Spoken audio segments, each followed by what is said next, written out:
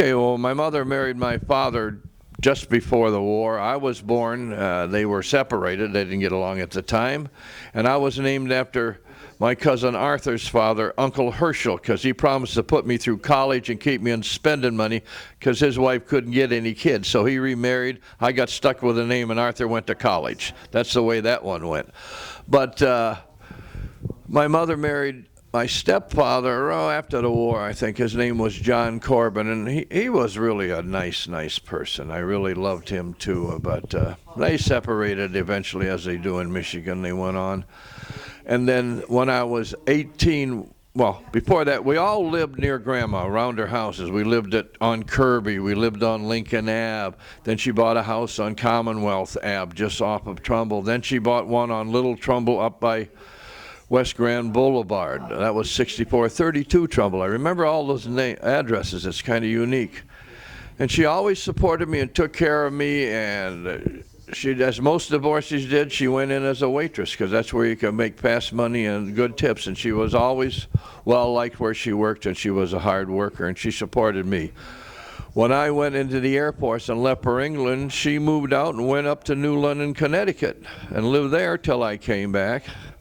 Then she moved in Boston to be close to me when I was stationed there. We got married and went to Turkey. Then she went out and lived with Aunt Muriel in Colorado, and she stayed with them till she got terminal, and she spent the last 6 months with us in North Beverly, Massachusetts. So we made her last 6 months very comfortable and with all her grandchildren. So she was very happy with that.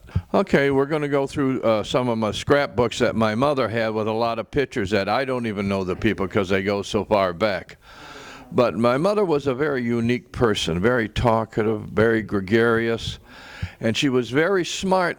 And she learned when she was with Uncle Charles, and she learned to play the mandolin quick. She learned to play the ukulele. She could play the banjo and all the instruments there. Then she'd get bored with it and move on to something else.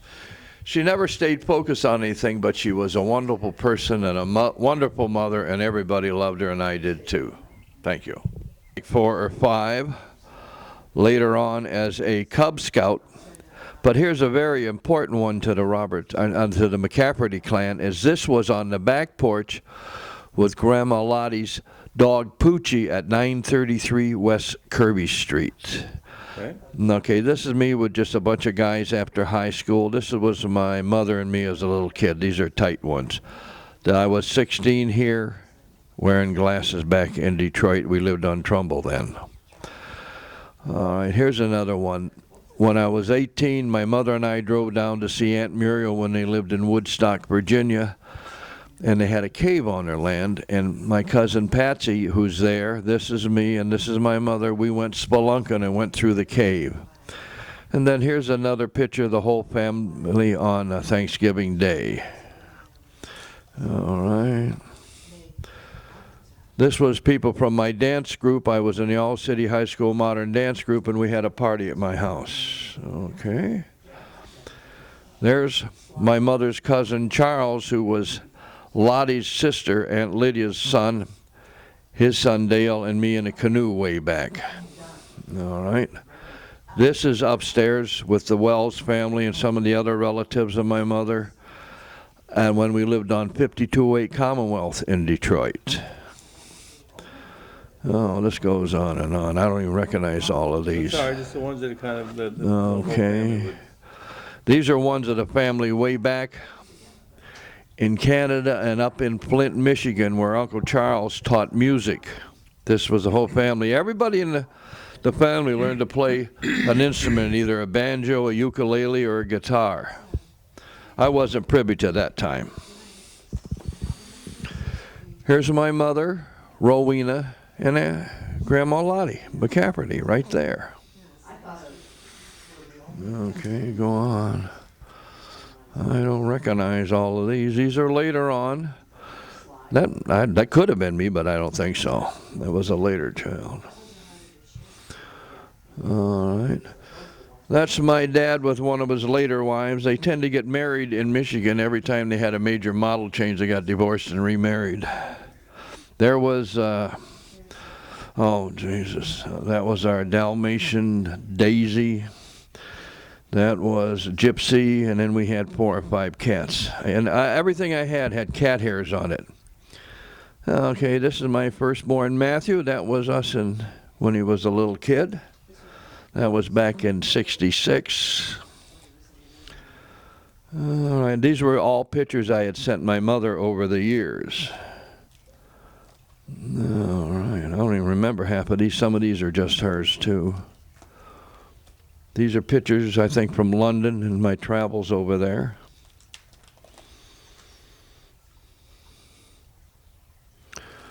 Oh, yeah, this was me when I came back from England. I was going to Vance Electronics School in Keesler, Mississippi on the Gulf Coast. This and my mother were on the beach there in Biloxi. And that's about it for now. Let's see, that's Aunt June. That was Charles Wells, her second cousin. Aunt Lydia's son, first wife. Let's go on here. There's Aunt Lottie. We're back with her. Poochie. Yeah, with Poochie, and that I think that was up at the lake, White Lake. Yeah. Is this the house here? No, this was 933 West Kirby, and you see that balcony there? Well, the one over here was where cousin Ronnie nailed my Uncle Sam's hat just to be mean, but I forgave him. At the reunion, right? This is all family here. I don't know them all. It's been so far back. I can't even see. That's Paul. No, okay, Paul and Betty. I can't. My Okay. mom is. That's your dad and. Sally. Yeah. There we go. And I think that was Grandma's friend. Yeah. That's me playing catch here in front of our house there. Yeah. On the lake. Yeah. This is all back. Is that you when you grew up? No. I don't know who that was. I'll put the picture. Jesus. I think that's Betty there. That's Winnie. Winnie? Okay. Just all family here. It just goes on and on and on. I think that was Patsy graduation. That was Shirley getting married. Yeah, that's Shirley and Carl. That's Roberta. That's Ronnie and his 2 kids there. Okay.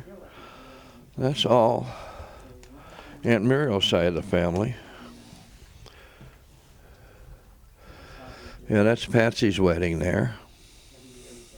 That's Aunt Muriel's second husband, Jim Santangelo. Yeah. Liked his pasta. Yes. Never saw anybody could eat as much as him. And then these are just other pictures of the families in the 50s and 60s. A lot of people I don't know in here. Real old ones with a Model T. This is way back. I think that's up in Canada. Yeah, this is where your mother was born. Yeah, that's the old farmhouse? Yeah. Okay. Is it still standing? It was still rolling. No, I don't know. Okay.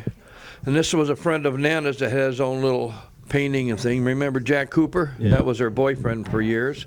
I think that's Calvinator where she worked. Those are her friends at work.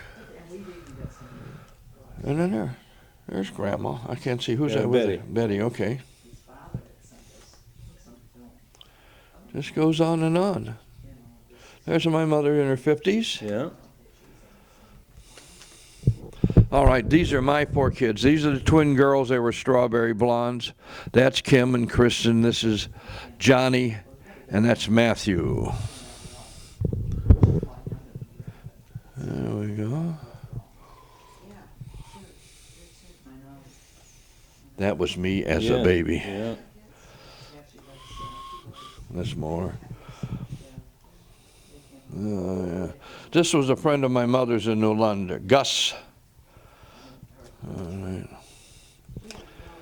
And then this is Carol and I in New Orleans on Mardi Gras. She was wearing a wig the only time she ever wore one.